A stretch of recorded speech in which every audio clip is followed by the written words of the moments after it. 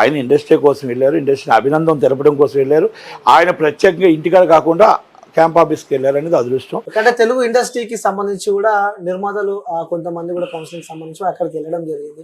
So అక్కడికి వెళ్ళి పవన్ కళ్యాణ్ గారిని అభినందించడం జరిగింది. అక్కడ ఎవ్వరు వెళ్ళినా కూడా పెద్దది ఒకటేనండి, మా ఇండస్ట్రీకి పెద్దది చిరంజీవి గారు. మా ఇండస్ట్రీకి మొత్తం టోటల్గా దాసనాథ గారి తర్వాత మాకు చిరంజీవి గారే. వీళ్ళందరూ ఎవరైనా మాకు అనవసరం, మాకు అనవసరం. అక్కడ నుంచి పిలుపు, ఎలాంటి పిలుపు రాలేదా? వెళ్దాం నాకెందుకు వస్తుంది ఆ పిలుపు? మాకు ఛాంబరు కౌన్సిల్ మాకు ఒకటి ఉంటుంది. ఎవరు ఇండివిజువల్గా వెళ్ళి అభినందనలు తెలపడానికి వెళ్తే దానికి చార్టర్డ్ ఫ్లైట్లు వేసుకొని మేము చార్టర్డ్ ఫ్లైట్ వేసుకునేంత అవసరం మాకు లేదు. కాకపోతే ఏంటంటే యాజ్ ఛాంబరు మమ్మల్ని పిలకపోతే మేము అడుగుతాం, యాజ్ కౌన్సిల్ జాయింట్ సెక్రటరీగా పిలకపోతే అడుగుతాం. అప్పుడు వాళ్ళు కూడా దాన్ని యాక్సెప్ట్ చేశారనుకోండి, గవర్నమెంట్ కూడా, అప్పుడు నేను అడుగుతా గత మాదిరిగా గవర్నమెంటే మీరు మారరా అని అడుగుతా. కానీ ఇప్పుడు ఎవరు ఇండివిజువల్గా వాళ్ళు వెళ్ళారు కాబట్టి నేను అడగలే. అప్పుడు ఇదే మాట అందరూ ఇండివిజువల్గా పిలిచి నన్ను పిల్లలేదు అనుకోండి, పవన్ కళ్యాణ్ గారిని ప్రశ్నిస్తాను, నేను డైరెక్ట్ ప్రశ్నిస్తా. ఏం సార్ చిన్నవాళ్ళు కనబడట్లేదా, చిన్నవాళ్ళు గేటు దగ్గర ఆగిపోవాలా, పేదవాడు గేటు దగ్గర ఆగిపోవాలో అడుగుతా. కానీ ఆ ఈ పాలనలో ఉండదు, ఈ కూటమిలో ఉండదు. ఎందుకంటే ఎప్పుడైతే వాళ్ళందరూ కలిపి వస్తున్నప్పుడు సక్కం మందే వచ్చి తక్కువ చిన్నవాళ్ళని ఎవరైనా తీసుకెళ్ళకపోతే ఆ రోజు చిరంజీవి గారు ఒప్పుకోలేదు. కనుక ఎట్టి పరిస్థితుల్లో ఆ విభజించు పాలించు దాంట్లో పవన్ కళ్యాణ్ గారి దగ్గర ఉండదు. మీరు ఇంకోటి నిన్న విన్నారో లేదో, ఇంతమంది బెంచ్ కారులతో వెళ్ళారు, మొత్తం టోటల్గా చార్టర్ ఫ్లైట్లతో వెళ్ళారు.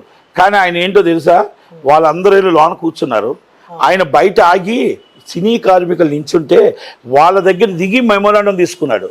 ఇది గొప్ప విషయమా? వాళ్ళందరూ కూర్చొని మొత్తం ఉదయం నుంచి రెడీ అయిపోయి కూర్చొని మొత్తం టోటల్గా అక్కడ అందరూ వెయిటింగ్ చేసింది, అది గొప్ప విషయమా? తీసుకోవడం చాలా గొప్ప విషయం కదా.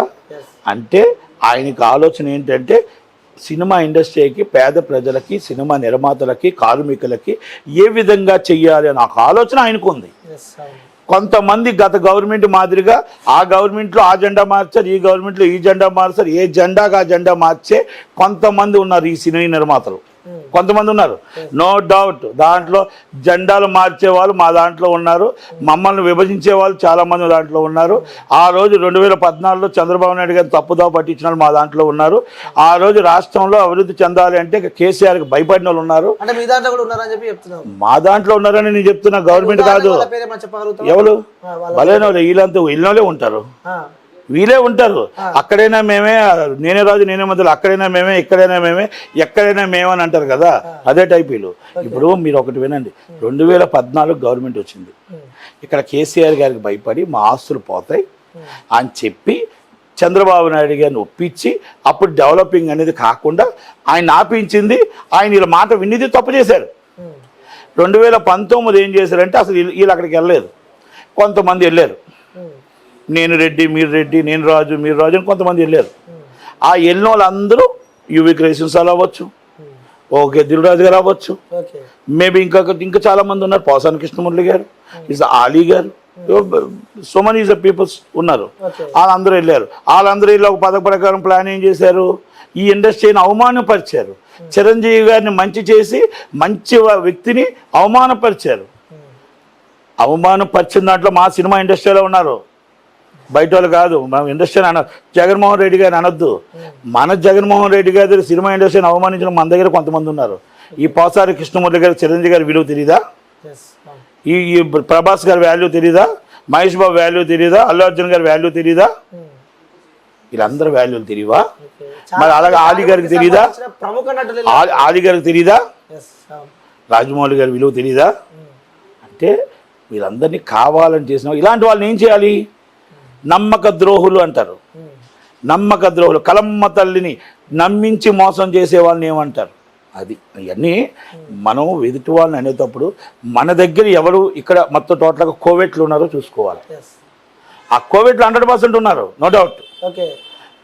ఏ రోజు ఒకటే చెప్తున్నాను, నేను ఇప్పుడు కూడా చెప్తున్నాను, మళ్ళా ఇండస్ట్రీ నుంచి ఒక ప్రోటోకాల్ ఉంటుంది. ఆ ప్రోటోకాల్ ప్రకారం ఛాంబరు కౌన్సిల్ మీటింగ్ పెట్టుకొని కూర్చొని అందరినీ మాట్లాడుకొని ఆ మాటల్లో ఎంతమంది వెళ్ళాలి, ఎలాగెళ్ళాలి, ఫస్ట్ ప్రోటోకాల్ సీఎం గారు, సెకండ్ ప్రోటోకాల్ డిప్యూటీ సీఎం గారు, థర్డ్ ప్రోటోకాల్ లోకేష్ గారు, ఫోర్త్ ప్రోటోకాల్ దుర్గేష్ గారు. ఈజ్ ద ప్రోటోకాల్ అందరం కలిపి అన్ని గ్రూపులు కలిపి మా కష్టం ఏంటి, విశాఖపట్నం ఎలా డెవలప్ చేసుకోవాలి, మేము మాకు ఎంప్లాయ్మెంట్ ఎలాగ అవ్వాలి, మాకేమి కావాలి పరిశ్రమకి, ఇవన్నీ డిఫరెంట్ అన్నీ ఉన్నాయి. అవన్నీ మేము చేయడానికి అభినందనలు తెలపడానికి వెళ్తాం. అయితే ఎవరి ఇష్టం వచ్చినట్టు వాళ్ళు, ఇప్పుడు నేను వెళ్తున్నా లేదా ఇంకొకరు వెళ్తారు, వాళ్ళందరూ ఎవరికెళ్ళి వెళ్ళొచ్చు. కాకపోతే గొప్ప వాళ్ళు కాబట్టి చార్టర్డ్ ఫ్లైట్ వేశారు కాబట్టి అందరూ ఒక పిఆర్ఓ వచ్చి all heroes and villains and మొత్తం టోటల్ వచ్చేస్తున్నారు అన్నాడు. ఇండస్ట్రీకి సంబంధించిన వ్యక్తులు అందరూ చర్చిస్తున్నారు అన్నాడు. అరవింద్ గారు ఏం చెప్పారు? మేము అభినందన తెలపడానికి వచ్చాం, మేము ఇండస్ట్రీ నుంచి చర్చించడానికి వచ్చాం. అదే కానీ అక్కడ కానీ లేదు మేము ఛాంబర్ నుంచి వచ్చామని ఉంటే, అందుకే నేను ముందు రోజు పెట్టాను మారరా మీరు అని అడిగాను. మారరా అని అడిగాను. గత ప్రభుత్వం లాగే ఉంటారా అని అడిగాను. నాకు మొగమాటం లేదండి. ఇక్కడ ఎవరు తప్పు చేస్తే 100% నేను ఎదిరించి తీరుతా. నేను ప్రజల కోసం ఉంటా, ప్రజల పక్షాన్ని ఉంటా, అంతే తప్ప నేను ఎవరి కోసం మోచేతి నీళ్ళు తాగలే. నేను జగన్మోహన్ రెడ్డి గారు నేను అలాగా అక్కడ ఎదిరించాను, ఇక్కడ తప్పు జరిగితే ఇక్కడ ఎదిరిస్తా. పేదల పక్షాన్ని ఉండాలి, పేదవాడు గవర్నమెంట్ ఉండాలి తప్ప గొప్పవాడు కార్పొరేట్ కంపెనీ ఉండాలా. కార్పొరేట్ కంపెనీ పేదవాడి కాళ్ళ కింద తొక్కే గవర్నమెంట్ ఉండకూడదు. ఇది మనం గుర్తుపెట్టుకోవాలా. కార్మికుడు మన గేటు కాదు, గేటు లోన్ ఉండాలా, గేటు బయట కాపలా కాయకూడదు. అది గుర్తుపెట్టుకోవాలా. ఇది పవన్ కళ్యాణ్ గారికి తెలుసు, లోకేష్ గారికి తెలుసు, చంద్రబాబు గారికి తెలుసు. మార్పు వచ్చింది అనుకుంటే 100% ఈ గవర్నమెంట్ అందరినీ కలుపుకొని వెళ్తుంది. లేదు అనుకుంటే మళ్ళీ ఈ 5గురే, నిన్న వచ్చిన 5గురే, దాంట్లో అందరూ పవన్ కళ్యాణ్ గారు ప్రొడ్యూసర్సే. అంటే మేము అభినందించడానికి మాత్రమే వచ్చాము. సో త్వరలో మాకు ఒక డేట్ కావాలి, మేము సన్మానం చేయడానికి సీఎం గారికి అలాగే డిప్యూటీ సీఎం గారికి మళ్ళీ కలుస్తాము. ఒక రోజు మాకు కేటాయించాలని చెప్పి కూడా చూస్తున్నాం. సన్మానం ఇండస్ట్రీకి సంబంధించి అభినందన చెప్పడానికి మళ్ళా సన్మానం లేదు. ఏదో ఎవరి గ్యాప్స్ వాళ్ళకు ఉన్నాయి. గతంలో ఆయన నించున్నప్పుడు వచ్చి వైసీపీ జగన్మోహన్ రెడ్డికి భయపడి చాలా మంది ఆయన దగ్గరికి వెళ్ళలేదు. అందులో గ్యాప్లు క్లియర్ చేసుకోవడానికి వెళ్ళారు. ఆయన రియాక్ట్ ఎలా ఉంటుంది ఏంటనేది గ్యాప్లు క్లియర్ చేసుకోవడానికి వెళ్ళారు అంతే, అంతకని ఇంకేం లేదు. గ్యాప్లు క్లియర్ చేసుకున్నారు, తర్వాత వచ్చి అన్ని చూసుకొని ఇప్పుడు లైన్ క్లియర్ చేసుకున్నాక వెళ్తారు. అంటే ఇవన్నీ నేను స్ట్రేట్గానే మాట్లాడుతున్నాను సుమా. ఎవరైనా దమ్ముంటే నా సమాధానం చెప్పమని నేను సమాధానం చెప్తా, అప్పుడు ఒక్కొక్కటి గుర్తు చెప్తా. అది కాదు, చంద్రబాబు నాయుడు గారు అరెస్ట్ అయినప్పుడు దొంగచాటును దాకున్న వాళ్ళని, మా పవన్ కళ్యాణ్ గారు వచ్చి మొత్తం నిలబడినప్పుడు జగన్మోహన్ రెడ్డికి భయపడి దాకున్న వాళ్ళని, ఈరోజు గవర్నమెంట్ వచ్చింది కదా అని చెప్పేసి మళ్ళీ మొత్తం టోటల్గా మనవాడు, మా ఇంటి చుట్టం, మా ఇంటి పేరు, ఈ దగ్గర పేరు, ఆ దూరం పేరు, నా హీరో, అది కాదు. మనం ఆయన కష్టాల్లో ఉండేటప్పుడు వెళ్ళామా? కష్టాల్లో వచ్చిన వాడు దేవుడు, సుఖాల్లో వచ్చిన వాడు, కలుపుకోవడానికి వచ్చిన వాడు స్వార్థపరుడు. కనుక వీళ్ళందరూ స్వార్థపరులే. ఏదో విధంగా చంద్రబాబు నాయుడు గారినో పవన్ కళ్యాణ్ గారినో ఏదో విధంగా ఎక్కడో కాడ ఏదో సెటిల్ చేసుకో. సురేష్ బాబు ఎందుకు వెళ్ళాడండి?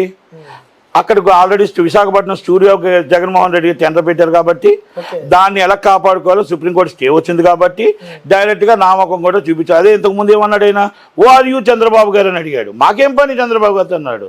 మరి ఈరోజు ఏమైందో అంటే నేను ఇవన్నీ అడుగుతున్నానని కాదు, కానీ గతంలో ఇవన్నీ నేను అడగ తప్పదు. నేను ఎప్పటికైనా అడుగుతాను కంపల్సరీ. నేను ఆ రోజు జగన్మోహన్ రెడ్డి గారు గవర్నమెంట్లో కూడా ఎదిరించాను. ఇంకోటండి, నా వ్యాపారాల మీద కేసులు వచ్చాయా? జగన్మోహన్ రెడ్డి గారు గవర్నమెంట్లోనే న్యాయంగా పోరాడి